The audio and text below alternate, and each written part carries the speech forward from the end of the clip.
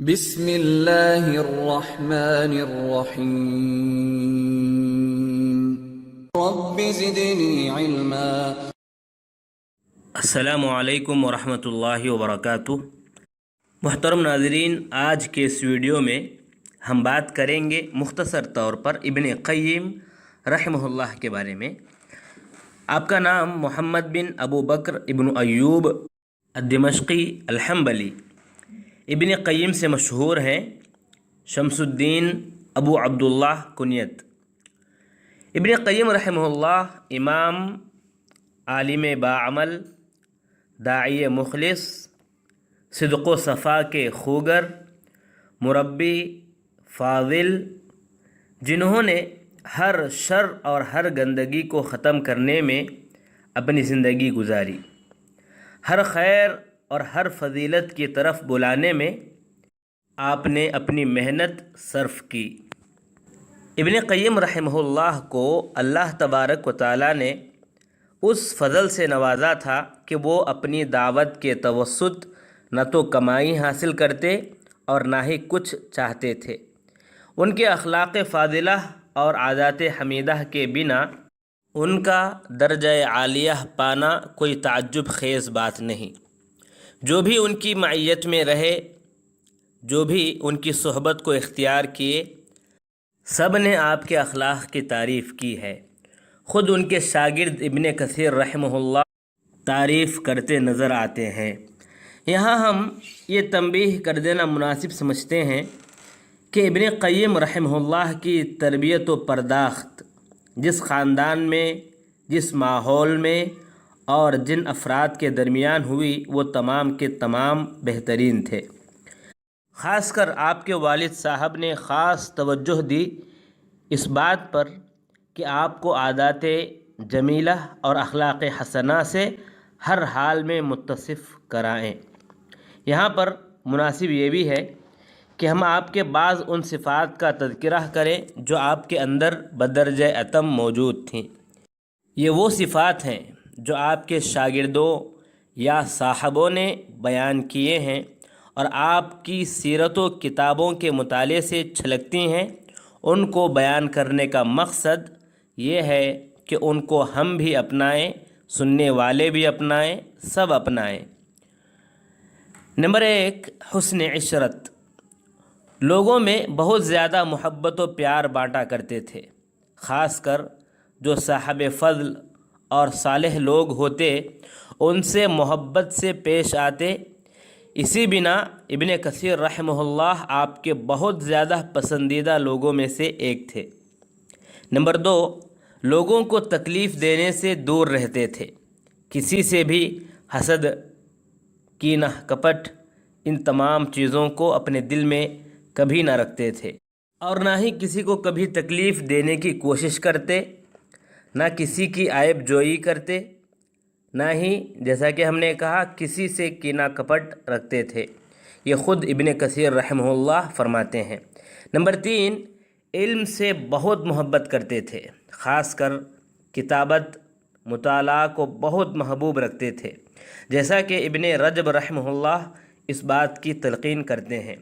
Number 4، اس شریف علم کے حصول میں آپ کا جہد اور آپ کی محنت، اپنی زندگی کے مراحل کو علم کے لیے وقف کر دیے تھے، تو گویا یہ بھی آپ کے اندر ایک بہت ہی عمدہ خوبی تھی۔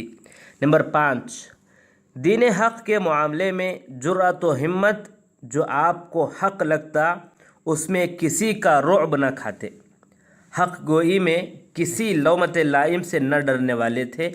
حالانکہ آپ کو اس حق گوئی کے بنا تکلیفیں بھی دی گئیں، لیکن ان تکلیفوں نے آپ کی یہ صفت حق گوئی کو آپ کے اندر سے چھیننے سے مجبور رہ گئیں۔ نمبر 6، اپنے علمی بحثوں میں ہوائے نفسی کو شامل نہ ہونے دیتے، غرض ذاتی کو ہمیشہ اپنے علمی بحثوں سے دور رکھا کرتے تھے، بلکہ آپ کا مقصود حق و ثواب کا حصول ہوتا، گرچہ کہ وہ حق دیگروں کی زبان سے آ جائے۔ جیسا کہ ایک حدیث جو اذا سلم علیکم اہل الکتاب فقولوا وعلیکم، یعنی جب اہل کتاب تمہیں سلام کریں تو وعلیکم کہو۔ اس حدیث کے متعلق آپ کی رائے یہ تھی کہ وعلیکم میں واو موجود ہے۔ اس کے بعد اس بات کو نقل کرنے کے بعد لکھتے ہیں کہ یہ میری تحقیق کے مطابق ہے، اگر کوئی اس کے علاوہ پائے تو وہ حاشیے میں اس کا ذکر کر دے تاکہ اللہ اور اس کے بندے اس سے راضی ہوں، کیونکہ مقصود ثواب کو حاصل کرنا ہے، اس کے علاوہ تمام کو پاؤں کے نیچے دبا دینا ہے۔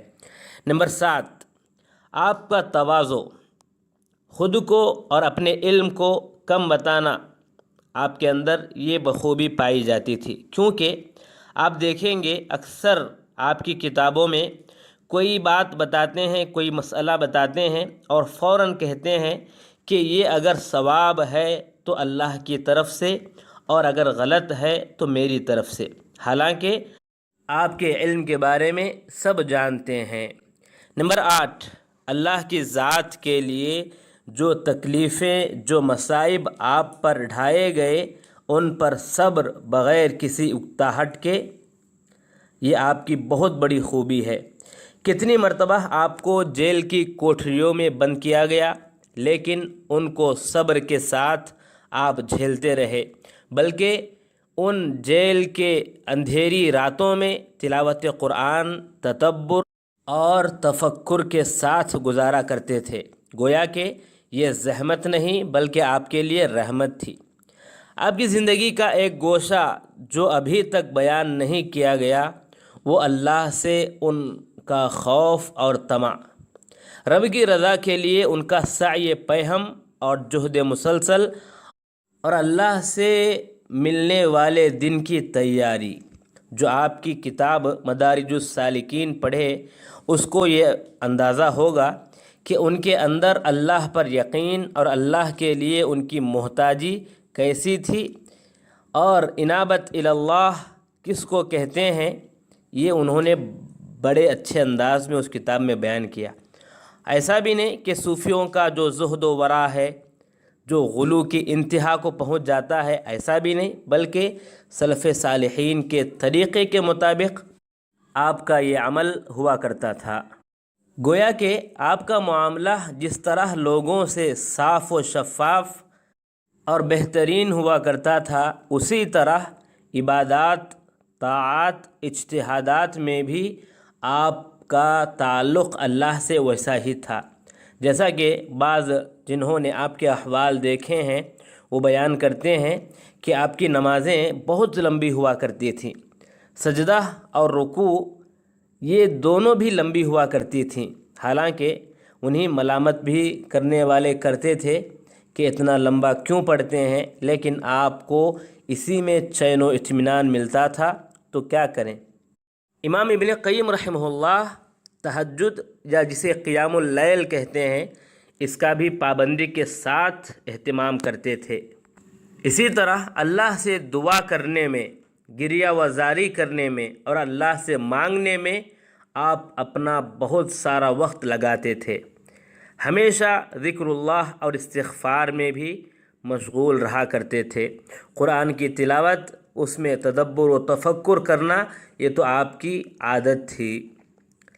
ابن قیم رحمہ اللہ کا دور وہ دور تھا جس میں دینی اور اخلاقی فساد و بگاڑ موجود تھے، منحرف افکار اسلام کی طرف منسوب کر کے پھیلائی جاتی تھیں، لیکن اللہ نے آپ کو ان تمام انحرافات سے دور رکھا اور انہیں صراط مستقیم کو محبوب رکھا، اور ان کے لیے ایک ایسے استاد کا بندوبست کیا جو عالم و فاضل، مجاہد، شامخ تھے، یعنی ابن تیمیہ رحمہ اللہ، جو پہلے ہی سے اس طریقے پر گامزن تھے۔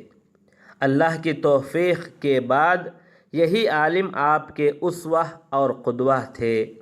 اسی لیے ابن قیم رحمہ اللہ مصر سے واپسی کے بعد انہی کو لازم پکڑے اور ان کے خاص شاگردوں میں سے ایک ہوئے۔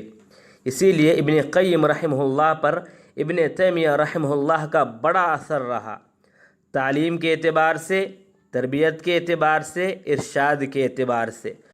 آپ رحمہ اللہ نے ان رحمہ اللہ سے علم غزیر حاصل کیا، اپنی زندگی اور دعوت ان کے منہج سے خوب استفادہ کیا، اور ان کے بعد اس دعوت کو لے کر آگے بڑھے۔ اب آئیے معلوم کرتے ہیں کہ ابن قیم رحمہ اللہ نے جو اہداف بنائے تھے وہ اہداف کیا کیا ہیں۔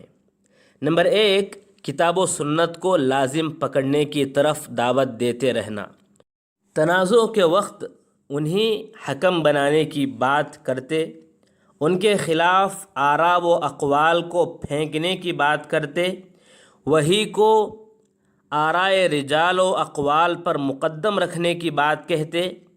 اس جانب آپ نے خاص کر توجہ دی، اپنی تقریر اور دعوت کو اس جانب لگایا، اپنے قلم و تحقیق کو اس کے لیے مسخر کیا، بلکہ چند کتابیں ہی ایسی لکھیں جن میں اہل کلام و فلاسفہ کے رد میں کھل کے بات کہی۔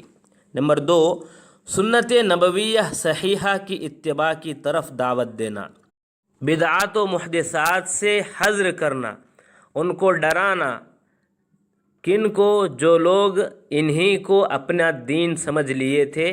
نمبر 3، اندھی تقلید کی کھل کر مذمت کرنا، جو مقلد کو نبی کے لائی ہوئی شریعت کو چھوڑنے پر مجبور کرتی کہ وہ اپنے امام کی بات ہی کو صواب سمجھتا اور وہی دین قبول کرتا جو اس کے امام کی طرف سے آیا ہے۔ ایسے تقلید سے آپ لوگوں کو بچنے کی فکر دلاتے۔ نمبر 4، مذہبی عصبیت کی بھی کھل کر مذمت کرتے تھے، کیونکہ اس کے نقصانات بھی بہت ہیں۔ یہ تقلید سے بھی بڑھ کر خطرناک ہے، کیونکہ اس تعصب کی وجہ سے لوگ محبت و نفرت، ولا و برا سب کا معیار یہی مذہبی عصبیت کے بنا بناتے ہیں، یعنی ان کا اصل جو معیار ہے اس کو ختم کر دیتے ہیں۔ نمبر 5، عقیدے میں انحراف کی کھل کر مذمت کرتے تھے، اس کی مخالفت کرتے تھے، اور اس امت کے سلف جس عقیدے پر تھے اس عقیدے پر جمے رہنے کی دعوت دیتے، سمجھ کے اعتبار سے بھی، سلوک کے اعتبار سے بھی۔ اس کے لیے آپ نے خوب محنت کی اور بہت سی کتابیں چھوڑیں، اس لیے کہ آپ کے زمانے میں فلسفی افکار پھیل گئے تھے اور اہل کلام کا منہج جس کے بنا صفات کی تعویل ہوتی تھی یہ عام ہو چکا تھا۔ نمبر 6، اس بات کو ذہنوں میں راسخ کرتے تھے کہ سنت ایک دوسرے سے متضاد نہیں، سب متفق ہی ہے، یہ سب الگ الگ حصوں میں بانٹنے والی نہیں ہے۔ ایسا نہ ہو کہ بعض کو اپنائیں اور بعض کو نکال باہر پھینکیں، کہ آدمی جو مناسب سمجھے اس کو لے لے اور جو خواہش نفس کے مخالف ہو اسے چھوڑ دے، ایسا نہ ہو۔ نمبر 7، آپ کا ایک ہدف یہ بھی تھا کہ علماء اور مفتی حضرات صادق و مخلص ہوں، علم کے مطابق عمل کرنے والے ہوں، حق گو ہوں، بے باک ہوں، اس میں نہ ڈرنے والے ہوں، کیونکہ ان کا اصلاح امت کی اصلاح ہے اور ان کا بگاڑ امت کی بگاڑ ہے۔ جیسا کہ ابن مبارک رحمہ اللہ نے کہا تھا، وَهَلْ أَفْسَدَ الدِّينُ إِلَّا الْمُلُوكُ وَأَحْبَارُ سُوءٍ وَرَهْبَانُهَا، کہ دین کو بگاڑنے والے بادشاہ اور یہ تمام علماء سوء ہیں۔ اب آئیے ابن قیم رحمہ اللہ پر جو آزمائشیں ہوئیں ان کے بارے میں بات کرتے ہیں۔ ابھی تک ہم نے جو بیان کیا، آپ کی دعوت پر جو باتیں ہم نے کی اور آپ کی جو محنت و کوشش تھی انحرافات، تقلید و تعصب کے خلاف، یہ کوئی آسان کام نہیں تھا، یہ کوئی آسان چیز نہیں تھی، بلکہ مشقت بھرے کام تھے۔ اسی بنا آپ پر ان کے نتیجے میں بہت آزمائشوں کا سامنا کرنا پڑا، کیونکہ جہاں لوگوں کے افکار منحرف ہوں، ان کے سردار مبتدع ہوں، بستی کی بستی ضلالت و گمراہی میں مست ہو، یہ کب ایک مجاہد کی بات پر لبیک کہہ سکتے ہیں؟ اس دور میں جو برائیاں موجود تھیں، آئیے ان کے اوپر ایک نظر ڈالتے ہیں۔ نمبر 1، ابراہیم علیہ السلام کی قبر کی طرف باقاعدہ اپنے گاؤں سے رحلت کرتے تھے، یعنی اسی قبر کو مقصود بنا کر یہاں سے یہ لوگ نکلا کرتے تھے۔ اس منکر کے خلاف جب آپ نے آواز اٹھائی تو بدلے میں تکلیفیں دی گئیں اور جیل میں بھی بند کیا گیا۔ یہ جیل میں بند کرنا تو آپ کو ابن تیمیہ رحمہ اللہ کے زمانے سے ہی شروع ہو گیا تھا۔ ایک مرتبہ جب ابن تیمیہ رحمہ اللہ کو جیل میں ڈالا گیا تو ان کے ساتھ ساتھ ان کو بھی ڈالا گیا تھا۔ وہ باتیں انشاءاللہ ہم ابن تیمیہ رحمہ اللہ کی زندگی میں بیان کریں گے۔ 3 طلاق کے جو مسئلہ تھا، اس مسئلے پر آپ نے جو فتویٰ دیا، اس کے خلاف بھی لوگوں نے آپ پر مصیبتوں کے پہاڑ توڑے۔ ان تمام چیزوں کے بعد جب آپ 60 برس کے ہوئے تو 750 پر 1 ہجری کو آپ انتقال کر گئے۔ آپ کے جنازے میں صلحاء، اتقیاء سب شامل تھے۔ اللہ تبارک و تعالیٰ سے دعا ہے، اللہ تبارک و تعالیٰ آپ کی محنتوں کو قبول فرمائے اور جنت الفردوس میں اعلیٰ مقام عطا فرمائے، آمین یا رب العالمین۔